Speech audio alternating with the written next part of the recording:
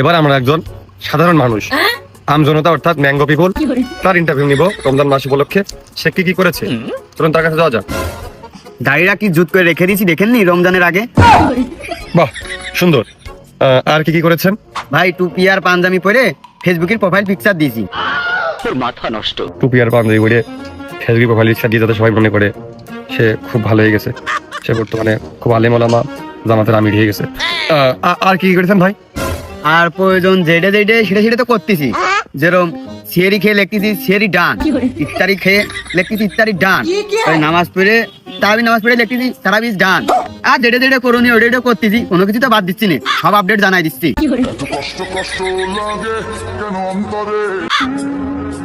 বর্তমান জেনারেশন তারা সবকিছু দেখাতে এবং সব করতে পছন্দ করে, বাস্তবের সাথে এগিয়ে জীবনধারার কোনো মিল খুঁজে পাওয়া যায় না। আর ওই যেদিনকে ইফতারিটা ভালো হয়, মানে খাবার টাবার বেশি থাকে, ওই দিনকে একটা ছবি তুলে পোস্ট করি আলহামদুলিল্লাহ। আর কিছু ভাই, আর কিছু করেন? আর মনে করেন যে গার্লফ্রেন্ডের বলে দিয়েছি যে তুমি আমার সারাদিন চুমো দিবা না, আর যদি চুমো দিতেই হয় তাহলে ওই মেসেজে লিখে দিবা।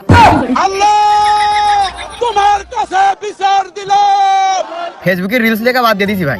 ওই ইন্ডিয়ান ওই যে বিটি আছে না, ওর আগলা আগলা ছবি আসে, ভিডিও আসে, এই জন্য আমি দিনে মানে ভিডিও দেখা বন্ধ করে দিয়েছি। আর দেখলে ওই সন্ধ্যার পরে দেখি, রিলস টিলস এখন আর দেখিনি।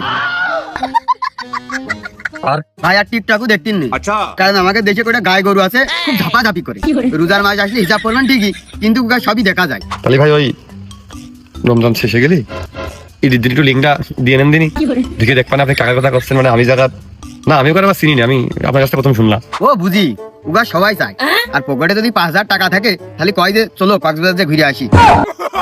দেখি ঈদের বোনাসটা রেখে দিবেন কক্সবাজার যাওয়ার জন্য।